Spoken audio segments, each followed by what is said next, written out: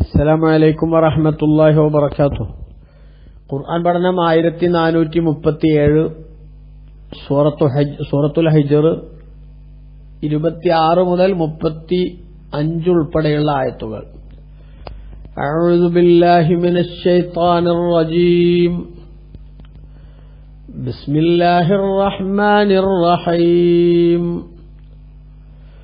وَلَقَدْ خَلَقْنَا الْإِنسَانَ مِنْ صَلْصَالٍ مِنْ حَمَإٍ مَسْنُونٍ وَالْجَانَّ خَلَقْنَاهُ مِنْ قَبْلُ مِنْ نَارِ السَّمُومِ وَإِذْ قَالَ رَبُّكَ لِلْمَلَائِكَةِ إِنِّي خَالِقٌ بَشَرًا مِنْ صَلْصَالٍ مِنْ حَمَإٍ مَسْنُونٍ فإذا سويته ونفخت فيه من روحي فقعوا له ساجدين فسجد الملائكة كلهم أجمعون إلا إبليس أبى أن يكون مع الساجدين قال يا إبليس ما لك ألا تكون مع الساجدين قال لم أكن لأسجد لبشر خلقته من صلصال من حمأ مسنون قال فاخرج منها فإنك رجيم وإن عليك اللعنة إلى يوم الدين. صدق الله العظيم. بسم الله والحمد لله والصلاة والسلام على سيدنا محمد وآله وصحبه ومن تبعهم بإحسان إلى يوم الدين. أما بعد. ولقد خلقنا الإنسان നിശ്ചയം മനുഷ്യനെ നാം പടച്ചിരിക്കുന്നു മിൻ സൽസാലിം മിൻ ഹമഇം മസ്നൂൻ കറുത്ത ചെളി പാകപ്പെടുത്തി ഉണ്ടാക്കിയ മുട്ടിയാൽ മുഴക്കമുണ്ടാകുന്ന കളിമണ്ണിൽ നിന്ന്.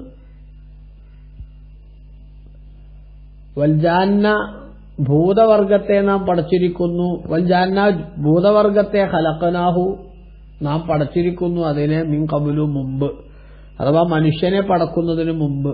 മിൻ നാരി സമൂം അത്യുഷ്ണമുള്ള അഗ്നിജാലയിൽ നിന്ന് പടച്ചിരിക്കുന്നു. വഇദ് ഖാല റബ്ബുക അങ്ങയുടെ നാഥൻ പറഞ്ഞ സന്ദർഭം ഓർക്കുക. ലിൽ മലായികത്തി മലക്കുകളോട് പറഞ്ഞ സന്ദർഭം. ഇന്നി ഖാലിഖുൻ ബശറൻ നിശ്ചയം ഞാനൊരു മനുഷ്യനെ സൃഷ്ടിക്കാൻ പോകുന്നുണ്ട്.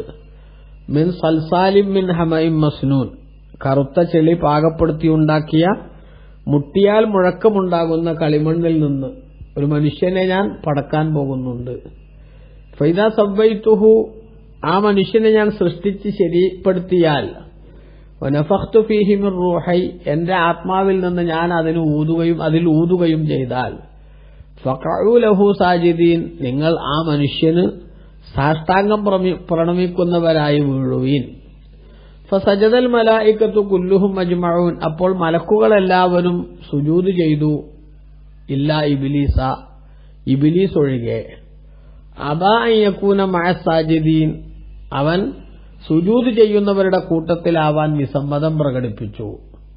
ഖാല അല്ലാഹു ചോദിച്ചു യാ ഇബ്ലീസു ഓ ഇബ്ലീസേ മാലക് നിനക്കെന്തു പറ്റി അല്ലാ തകൂന മഅ സാജിദീൻ സുജൂദ് ചെയ്യുന്നവരുടെ കൂട്ടത്തിൽ നീ ആവാതിരിക്കാൻ കാരണം എന്താണ്? ഖാല അവൻ പറഞ്ഞു ലം അകുല്ലി അസ്തുദലി ബശരിൻ ഞാനൊരു മനുഷ്യന് സുജൂദ് ചെയ്യുന്നവനല്ല. ഖലഖതഹു ആ മനുഷ്യനെ നീ പടച്ചിരിക്കുന്നു മിൻ സൽസാലിൻ മിൻ ഹമഇൻ മസ്നൂൻ കറുത്ത ചെളി പാകപ്പെടുത്തി ഉണ്ടാക്കിയ മുട്ടിയാൽ മുഴക്കമുണ്ടാകുന്ന കളിമണ്ണിൽ നിന്ന്. അങ്ങനെ ഒരു കളിമണ്ണിൽ നിന്ന് പടച്ചൊരു മനുഷ്യന് ഞാൻ സുജൂദ് ചെയ്യുന്നവനല്ല എന്ന് അള്ളാഹുവോട് അവൻ അഹങ്കാരം പറഞ്ഞു. ഖാല അള്ളാഹു പറഞ്ഞു ഫഖ്റുജ് മിൻഹ എങ്കിൽ ഈ സ്വർഗത്തിൽ നിന്ന് നീ പുറത്തു കടക്കുക. ഫഇന്നക റജീം നിശ്ചയം നീ എന്റെ അനുഗ്രഹത്തിൽ നിന്ന് ആട്ടിയോടിക്കപ്പെട്ടവനാകുന്നു. വഇന്ന അലൈക്കൽ ലഅനത നിശ്ചയം നിന്റെ മേലിൽ ശാപമുണ്ടാകും ഇലാ യൗമിദ്ദീൻ പുനർജന്മ ദിവസം വരെ, പ്രതിഫല ദിനം വരെ നിന്റെ മേലിൽ ശാപമുണ്ടാകും എന്ന് അല്ലാഹു സുബ്ഹാനഹു വ തആല പറഞ്ഞു. അപ്പൊ കഴിഞ്ഞ കുറെ ആയത്തുകളിൽ അല്ലാഹു സുബ്ഹാനഹു വ തആല പ്രവാചകന്മാരുടെ എതിരാളികളുടെ നിലപാടുകളുടെ ബുദ്ധിശൂന്യത ചൂണ്ടിക്കാണിക്കുകയും അള്ളാഹുവിനെ അനുസരിക്കണമെന്നും അള്ളാഹുവിനെ പരിചയപ്പെടുത്തി തരാൻ വന്ന പ്രവാചകന്മാരെ ഉൾക്കൊള്ളണമെന്നും നിർബന്ധിക്കുന്ന പ്രകൃതിയിലെ പ്രതിഭാസങ്ങളെ കൃത്യമായി രേഖപ്പെടുത്തി ഉത്ബോധിപ്പിച്ചുകൊണ്ട് അല്ലാഹു തആല നമുക്ക് നൽകിയ നിർദ്ദേശങ്ങളുമൊക്കെ ആയിരുന്നുവല്ലോ കഴിഞ്ഞ ആയത്തുകളിൽ നാം രേഖപ്പെടുത്തിയത്. അപ്പൊ അത് കഴിഞ്ഞതിന് ശേഷം അല്ലാഹു സുബ്ഹാനഹു വ തആല പറയുകയാണ് എന്ത്? വലഖദ് ഖലഖനൽ ഇൻസാന, നിശ്ചയം നാം മനുഷ്യരെ സൃഷ്ടിച്ചിരിക്കുന്നു മിൻ സൽസാലിൻ മിൻ ഹമഇൻ മസ്നൂൻ, കളിമണ്ണ് പാകപ്പെടുത്തി ഉണ്ടാക്കിയ മുട്ടിയാൽ മുഴക്കമുണ്ടാകുന്ന മണ്ണിൽ നിന്ന് ഞാൻ മനുഷ്യനെ സൃഷ്ടിച്ചിരിക്കുന്നു എന്ന് അല്ലാഹു സുബ്ഹാനഹു വ തആല പറയുകയാണ്. എന്താണ് ഇവിടെ ഈ പ്രയോഗത്തിന്റെ താല്പര്യം? ബഹുമാനപ്പെട്ട ഇബ്നു കസീർ ഉൾപ്പെടെയുള്ള മുഫസ്സിറുകൾ രേഖപ്പെടുത്തുന്നു, അല്ലാഹു സുബ്ഹാനഹു വ തആല അവന്റെ മഹത്വവും അവന്റെ പ്രത്യേകതയും കൃത്യമായി മനസ്സിലാക്കി ഉൾക്കൊള്ളുകയും അവനെ അനുസരിക്കുകയും ചെയ്യാൻ പാകത്തിലും പരുവത്തിലും അവന്റെ സൃഷ്ടികളിൽ നിന്ന് അവൻ റെഡിയാക്കിയെടുക്കുന്ന സംവിധാനമാണ് മനുഷ്യന്റെ സംവിധാനം എന്ന് അല്ലാഹു സുബ്ഹാനഹു വ തആല നമുക്ക് ബോധ്യപ്പെടുത്തി തരികയാണ്. കാരണം മനുഷ്യരിൽ നിന്നാണ് അല്ലാഹു സുബ്ഹാനഹു വ തആല പ്രവാചകന്മാരെ കൊണ്ടുവന്നത്. ഈ ലോകത്തെ ഏറ്റവും ശ്രേഷ്ഠന്മാർ, മലക്കുകളെക്കാളും മഹത്വമുള്ളവർ മനുഷ്യരാണ്, അഥവാ മനുഷ്യരിൽപ്പെട്ട പ്രവാചകന്മാരാണ് എന്ന് നമുക്കറിയാമല്ലോ. അപ്പൊ അவ்விധത്തിലുള്ള പ്രവാചകന്മാരെ അല്ലാഹു സുബ്ഹാനഹു വ തആല സൃഷ്ടിച്ചിരിക്കുന്നത്, ആ പ്രവാചകന്മാരടക്കമുള്ള മനുഷ്യരുടെ ആദ്യ രൂപം അല്ലാഹു സുബ്ഹാനഹു വ തആല പടച്ചത് എന്നിൽ നിന്നാണ്, കളിമണ്ണിൽ നിന്നാണ് എന്ന് അല്ലാഹു സുബ്ഹാനഹു വ തആല പറയുകയാണ്. ഇവിടെ കുറെ കാര്യങ്ങൾക്ക് മറുപടിയാണ് ഈ സൂക്തം. മനുഷ്യൻ പരിണാമത്തിലൂടെ കുരങ്ങിൽ നിന്ന് ഇപ്പൊ കാണുന്ന മനുഷ്യരൂപത്തിലേക്ക് പരിണാമം ബാധിച്ചു ഉണ്ടായതാണ് എന്ന് പറയുന്ന സിദ്ധാന്തം 100% ഖുർആൻ നിരാകരിക്കുകയാണ്. അങ്ങനത്തെ ഒരു സംഭവമല്ല. മണ്ണ് കുഴച്ച് ആ മണ്ണിനെ പ്രത്യേക പരുവത്തിൽ പാകപ്പെടുത്തിയെടുത്ത് അതിൽ നിന്ന് അല്ലാഹു തആല രൂപം സംവിധാനിച്ച് ആ രൂപത്തിൽ അല്ലാഹു പ്രത്യേകം ആത്മാവ് നൽകിയപ്പോൾ ഉണ്ടായതാണ് മനുഷ്യന്റെ ആദ്യ രൂപം. അഥവാ ആദം നബി അലൈഹി ഇസ്ലാമിന്റെ സൃഷ്ടിപ്പിന് ഒരുപാട് പ്രത്യേകതകളുണ്ട് എന്നർത്ഥം. അല്ലാഹു തആല പ്രത്യേകം ആത്മാവ് നൽകി മാതാപിതാക്കൾ എന്ന് പറയുന്ന ഒരു സംവിധാനത്തിന്റെ ഭാഗമല്ലാതെ തന്നെ സൃഷ്ടിക്കുക എന്ന പ്രത്യേകത ആദം നബി അലൈഹി ഇസ്ലാമിന് അല്ലാഹു സുബ്ഹാനഹു വ തആല നൽകിയിട്ടുണ്ട്. പിന്നീട് ആ മനുഷ്യന്റെ എതിർദിശയിൽ നിൽക്കുന്നവരാണ് പലപ്പോഴും ഭൂതവർഗത്തിലെ ധാരാളം ആളുകൾ. അതുകൊണ്ട് അവരുടെ സൃഷ്ടിപ്പിനെ കുറിച്ച് കൂടി പറഞ്ഞു. വൽജാന്ന, ജിന്നിനെ ഭൂതവർഗത്തെ അല്ലാഹു പടച്ചു. വൽജാന്ന ഭൂതവർഗത്തെ ഖലഖനാഹു, അതിനെ നാം പടച്ചു. മിൻ ഖബലു, മുമ്പ്, അഥവാ മനുഷ്യനും സൃഷ്ടിക്കപ്പെടുന്നതിന് മുമ്പ് ഭൂതവർഗത്തെ നാം പടച്ചു. മിൻ നാരി സമൂം, അത്യുഷ്ണമുള്ള അഗ്നിജാലയിൽ നിന്ന്. അപ്പോ ജിന്നിന്റെ സൃഷ്ടിപ്പ് അല്ലാഹു സുബ്ഹാനഹു വ തആല നിർവഹിച്ചിരിക്കുന്നത് എന്തിൽ നിന്നാണ്? അഗ്നിജ്വാലയിൽ നിന്നാണ് എന്ന് അല്ലാഹു സുബ്ഹാനഹു വ തആല രേഖപ്പെടുത്തി. അപ്പോ മനുഷ്യന് മുമ്പ് സൃഷ്ടിക്കപ്പെട്ടവരാണ് ജിന്നുകൾ എന്നുകൂടി ഇവിടെ രേഖപ്പെടുത്തുന്നുണ്ട്. ഈ ആയത്തുകൊണ്ട് ഉദ്ദേശിക്കുന്നത് എന്താണ് എന്ന ചർച്ചയിൽ ബഹുമാനപ്പെട്ട ഇബ്നു കസീർ രേഖപ്പെടുത്തുന്നത് കാണാവും. മഖ്സൂദുൽ ആയത്തി, ഈ ആയത്തിന്റെ ഉദ്ദേശ്യം അത്തംബീഹു അലാ ശറഫി ആദം അലൈഹിസ്സലാം വതയ്യിബി ഉൻസുരിഹി വതഹാറത്തി മുഹ്തദിഹി. ബഹുമാനപ്പെട്ട ഖുർആനിൽ അല്ലാഹു തആല ജിന്നിന്റെ പ്രകൃതവും മനുഷ്യന്റെ പ്രകൃതവും അവരുടെ സൃഷ്ടിപ്പിന്റെ സോഴ്സും പ്രത്യേകമായി വിശദീകരിച്ചതിന്റെ ഉദ്ദേശം മനുഷ്യന്റെ ശ്രേഷ്ഠതയും മഹത്വവും വിവരിക്കുകയാണ് ഇവിടെ എന്നാണ്. അതായത് മനുഷ്യൻ മണ്ണിൽ നിന്ന് പടക്കപ്പെട്ടു എന്ന് പറയുന്നത് മനുഷ്യനെ അവമതിക്കാനുള്ള ഒരു സംവിധാനമാണ് എന്ന് ധരിച്ചു വെച്ചല്ലോ ഇബ്ലീസ് ലഅനത്തുല്ലാഹി അലൈഹി. വാസ്തവത്തിൽ മനുഷ്യൻ അങ്ങനെ മണ്ണിൽ നിന്ന് പടക്കപ്പെട്ടു എന്നത് അവനെ അവമതിക്കുണ്ടാക്കേണ്ട ഒരു കാര്യമല്ല. മനുഷ്യനെ മണ്ണിൽ നിന്ന് സൃഷ്ടിക്കപ്പെട്ടു എന്ന് പറയുന്നത് അവന്റെ മഹത്വം വിളിച്ചോതുന്നതാണ് എന്നാണ് ബഹുമാനപ്പെട്ട ഇബ്നു കസീർ ഇവിടെ രേഖപ്പെടുത്തുന്നത്. എന്താ ഇതിന്റെ കാര്യം? മണ്ണിന്റെ ഒരു സ്വഭാവം നമ്മൾ പരിശോധിച്ചു നോക്കൂ. മണ്ണ് എന്ന് പറയുന്നത് നിർമ്മാണാത്മകമാണ് എന്ന് കാണാം. അതേസമയത്ത് തീയിൽ നിന്നാണ് ഭൂതവർഗത്തെ പടച്ചത് എന്ന് പറയുമ്പോൾ തീയിന്റെ പ്രകൃതം എന്താ? തീയിന്റെ പ്രകൃതം ഉയർച്ചയാണ് എന്നാണ് ഇബ്ലീസ് മനസ്സിലാക്കിയത്. യുക്തിവാദികളുടെ ഒരു സ്വഭാവമാണത്. സ്വയം യുക്തി കൊണ്ട് ചിന്തിക്കുന്ന ആളുകൾക്ക് യഥാർത്ഥത്തിലുള്ള വിഷയങ്ങൾ കാണാൻ കഴിയില്ല. അവരെന്തൊക്കെയോ അബദ്ധ ധാരണകൾ വെച്ച് പുലർത്തും. അപ്പൊ അവൻ ഒറ്റ നോട്ടത്തിൽ അവന് മനസ്സിലായത് എന്താ? മണ്ണ് എന്ന് പറഞ്ഞാൽ അത് അന്തരീക്ഷത്തിലേക്ക് നമ്മളിങ്ങനെ കോരിയിട്ടാൽ അത് താഴോട്ടാ വീഴുക. അപ്പൊ മണ്ണിന്റെ പ്രകൃതം താഴ്ചയാണ്. അതേസമയത്ത് തീ കത്തിച്ചാൽ അതിന്റെ ജ്വാലകൾ ഉയരുക മുകളിലോട്ടാണ്. അപ്പൊ തീയിന്റെ പ്രകൃതം ഉയർച്ചയാണ് എന്ന് ഇബ്ലീസ് മനസ്സിലാക്കി, യുക്തിവാദം ഉന്നയിച്ചു. എന്നു മാത്രമല്ല, മണ്ണ് പോലും തീയിലേക്ക് ഇട്ടാൽ ചിലപ്പോ ആ തീയിനെ തിന്നുകളയാൻ, ആ മണ്ണിനെ തിന്നുകളയാൻ ആർക്ക് സാധിക്കും? ഈ തീയിന് സാധിക്കും. അത് അവന്റെ ദുർവാദങ്ങളിലെ ഒരു സംഗതിയാണ്. അപ്പൊ അതുകൊണ്ട് തന്നെ മനുഷ്യന്റെ പ്രകൃതമാകുന്ന മണ്ണിനേക്കാൾ ഭൂതവർഗത്തിന്റെ പ്രകൃതമാകുന്ന തീയിന് പവറുണ്ട് എന്നാണ് അവൻ മനസ്സിലാക്കിയത്. വാസ്തവത്തിൽ സത്യവുമായി അതിന് യാതൊരു ബന്ധവുമില്ല. മറിച്ച് മനുഷ്യന്റെ പ്രകൃതത്തിനാണ് പവർ, അതിനാണ് പ്രത്യേകത, മഹത്വം. എന്തുകൊണ്ട്? മണ്ണ് എന്ന് പറയുന്നത് നിർമ്മാണാത്മകമാണ്, തീ എന്ന് പറയുന്നത് സംഹാരാത്മകമാണ്. അല്ലേ? തീ എല്ലാത്തിനെയും സംഹരിക്കുക എന്നതാണ്, തിന്നു തീർക്കുക എന്നതാണ്. അതേസമയത്ത് മണ്ണിൽ നിന്റെ പ്രകൃതവും മണ്ണിന്റെ ധർമ്മവും എന്താ? നിർമ്മിക്കുക എന്നതാണ്. അപ്പൊ നിർമ്മാണാത്മകമായ പ്രകൃതമുള്ള ഒരു സംവിധാനത്തെ നോക്കിയിട്ട് സംഹാരാത്മകമായ പ്രകൃതമുള്ള ഒരു സംഗതി എനിക്ക് നിന്നെക്കാൾ പവറുണ്ട് എന്ന് വാദിച്ചാൽ അത് ശുദ്ധ സംബന്ധമാണ് എന്ന് തെളിയിക്കുകയാണ് ഇവിടെ എന്നാണ് ബഹുമാനപ്പെട്ട ഇബ്നു കസീർ തന്റെ തഫ്സീറിൽ രേഖപ്പെടുത്തുന്നത്. അതാണ് ആദം നബി അലൈഹി ഇസ്ലാമിന്റെ സൃഷ്ടിപ്പിന്റെ മഹത്വവും, എന്നാൽ ഇബ്ലീസിന്റെ സൃഷ്ടിപ്പിൽ ആദം നബിയുമായി ചേർത്ത് നോക്കുമ്പോഴുള്ള കുറവും അല്ലാഹു തആല ചൂണ്ടിക്കാണിക്കുകയാണ് എന്ന്. എന്നിട്ട് അല്ലാഹു തആല പറയുന്നത് വഇദ് ഖാല റബ്ബുക ലിൽ മലായികത്തി, മലക്കുകളോട് തങ്ങളുടെ നാഥൻ പറഞ്ഞ സന്ദർഭം ഓർക്കണം. എന്തു പറഞ്ഞു? ഇന്നി ഖാലിഖും ബശറൻ, നിശ്ചയം ഞാനൊരു മനുഷ്യനെ സൃഷ്ടിക്കുന്നുണ്ട്. മിൻ സൽസാലിൻ മിൻ ഹമഇം മസ്നൂൻ, കറുത്ത ചെളി പാകപ്പെടുത്തി ഉണ്ടാക്കിയ മുട്ടിയാൽ മുഴക്കമുണ്ടാകുന്ന കളിമണ്ണിൽ നിന്ന് ഞാൻ ഒരു മനുഷ്യനെ സൃഷ്ടിക്കുന്നുണ്ട് എന്ന് അല്ലാഹു സുബ്ഹാനഹു വ തആല മലക്കുകളോട് പറഞ്ഞ സന്ദർഭം ഓർക്കുക. എന്ന് പറഞ്ഞാൽ അതിന്റെ അർത്ഥം എന്താ?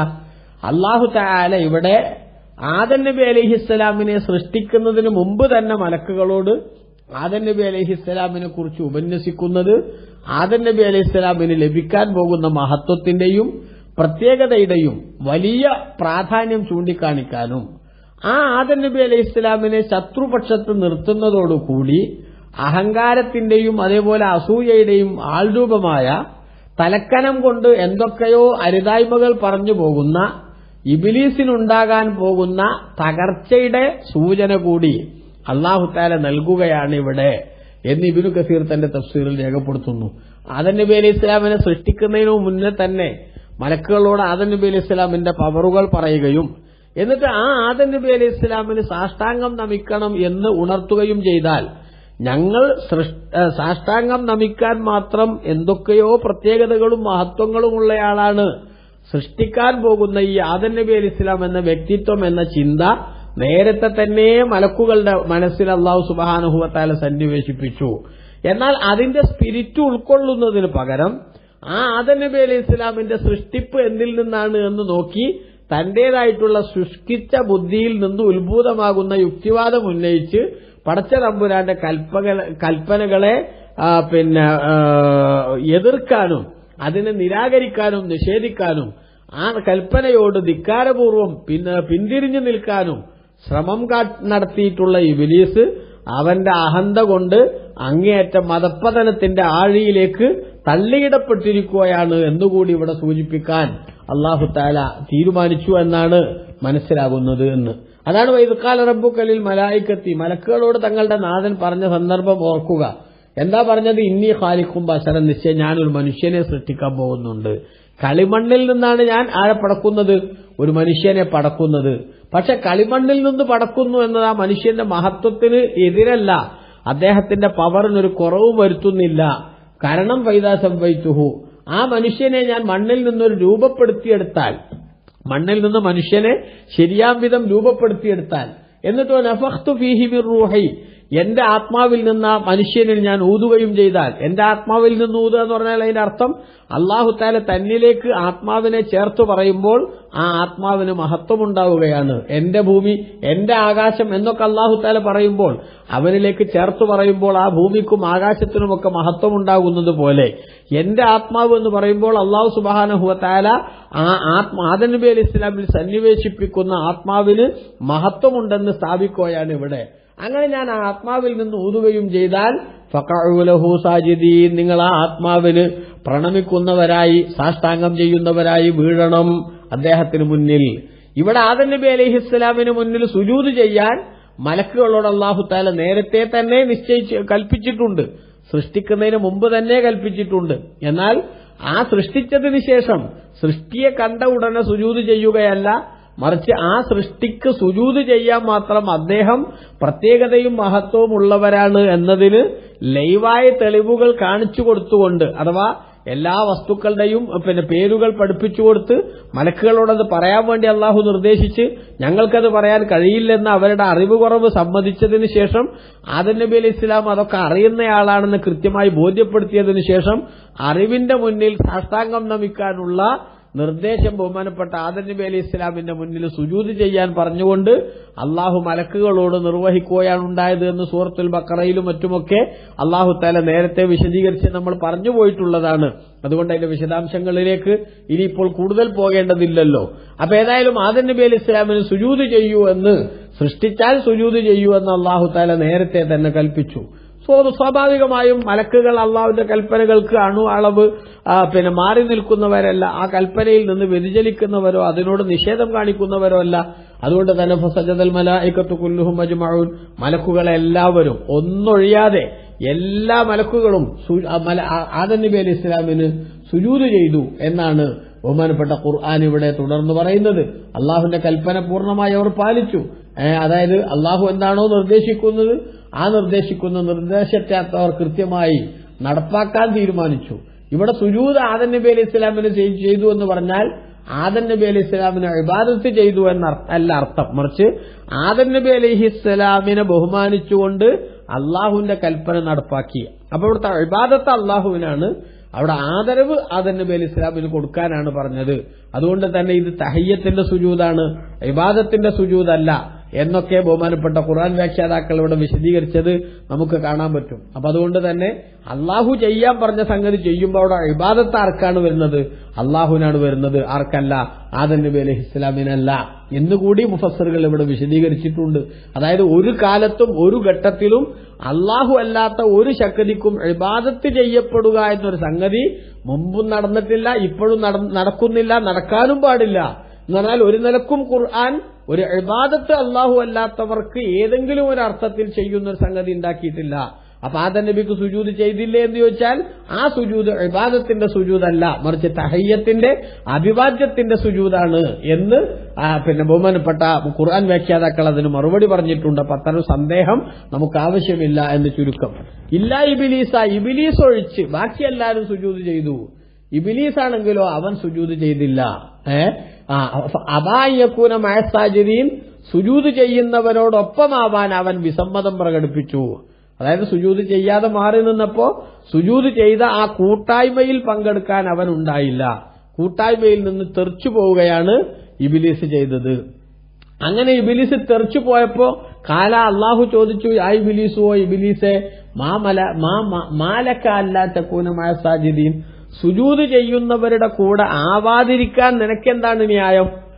സുജൂദ് ചെയ്യണമെന്ന് ഞാൻ കൽപ്പിച്ച ആ സംഘത്തിൽ നീയുണ്ടല്ലോ.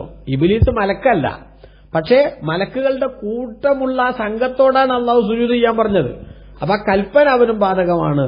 അതുകൊണ്ട് തന്നെ ആ കൽപ്പനയിൽ ഉൾപ്പെടേണ്ട നീ, അതിനനുസരിച്ച് സുജൂദ് ചെയ്യേണ്ട നീ, ആ കൂട്ടായ്മയിൽ നിന്ന് തെറിച്ചുപോയതിന്റെ കാരണം എന്താണ് നിനക്ക് പറയാനുള്ളത് എന്ന് ബഹുമാനപ്പെട്ട ആദം നബിക്ക് സുജൂദ് ചെയ്യാതെ മാറി നിന്ന ഇബ്ലീസിനോട് അല്ലാഹു സുബ്ഹാനഹു വ തആല ചോദിച്ചു, എന്താണ് ആ സുജൂദ് ചെയ്യുന്നവരുടെ കൂട്ടത്തിൽ ഉൾപ്പെടാതിരിക്കാൻ നിനക്ക് കാരണം പറയാനുള്ളത് എന്ന്.